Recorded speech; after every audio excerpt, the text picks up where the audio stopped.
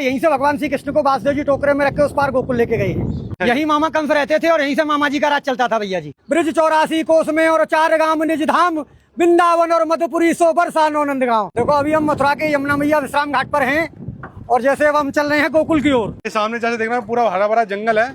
जंगल नहीं है ये, अच्छा, इसको बोलते हैं वृंदावन।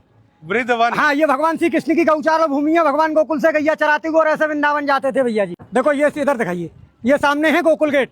जब भगवान को रात को 12 बजे वासुदेव जी टोकरे में रख के उस पार से इस पार गोकुल लेके आए हैं।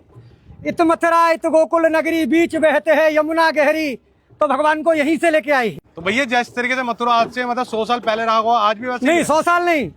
मथुरा द्वापर में भी थी, मथुरा त्रेता में भी थी और मथुरा आज भी है और अनंत काल तक रहेगी। मथुरापुरी को ब्रजमंडल बोला जाता है। अब देखो ये सामने कंस का किला है भैया जी। अच्छा, यही मामा कंस रहते थे और यहीं से मामा जी का राज चलता था भैया जी। मतलब कि वो रहते यहाँ पे थे। हाँ। और जेल उन्होंने कहीं और बनाई। जेल 1 किलोमीटर है यहाँ से। जो भगवान श्री कृष्ण का जन्म हुआ, देवकी वसुदेव जी को कंस बंद कर रखता, वो 1 किलोमीटर है यहाँ से। और कंस का अखाड़ा यहाँ से 1.5 किलोमीटर है, जहाँ भगवान का कंस के साथ में युद्ध हुआ है। क्योंकि भगवान के साथ में कंस का जो शस्त्र युद्ध नहीं हुआ, मल्ल युद्ध हुआ। भगवान ने ब्रज में 4 चीज तो की नहीं। कभी पैर में पादुका नहीं पहनी भगवान ने। दूसरे नंबर भगवान ने कभी मुकुट धारण नहीं किया। तीसरे नंबर भगवान ने कोई शस्त्र ग्रहण नहीं किया और भगवान ने कभी शरीर पर कपड़े नहीं पहने। भगवान कृष्ण ने? हाँ, भगवान यशोदा मैया ने काली कमरिया दी थी, भगवान उसी को ओढ़ के रहते थे। और जैसे पीछे देख रहे हैं इनके बारे में बताइए क्या? देखो ये रानी घाट है जहाँ कंस की रानी स्नान करती थी भैया जी। अच्छा, कंस की रानी। हाँ, उसके बराबर में ये वासुदेव घाट है। ऊपर सामने वासुदेव गेट है। यहीं से भगवान श्री कृष्ण को वासुदेव जी टोकरे में रख के उस पार गोकुल लेके गए हैं। अच्छा, सामने मैंने अब आपको बताया गोकुल गेट जी। ये सामने भैया जी स्वामी घाट है। स्वामी घाट? हाँ, स्वामी घाट बोलते हैं इसको।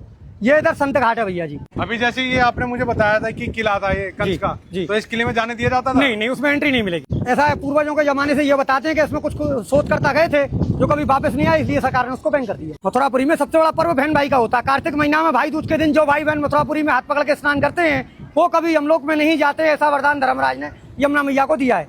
अच्छा, हाँ जी। तो सीधा स्वर्ग की प्राप्ति होती है उन्हें? हाँ जी, बैकुंठ। और जैसे देखने में पुराना काशी जैसा लगता है। हाँ जी। जैसे बनारस भी गया हूँ। हाँ जी। तो मुझे देखने में ऐसा लग रहा है। तो बनारस से कुछ? अब देखो ये गुदरिया घाट है भैया जी। कौन ये सा घाट है? द्वारकानाथ घाट है सामने। ये द्वारकाधीश की हवेली है।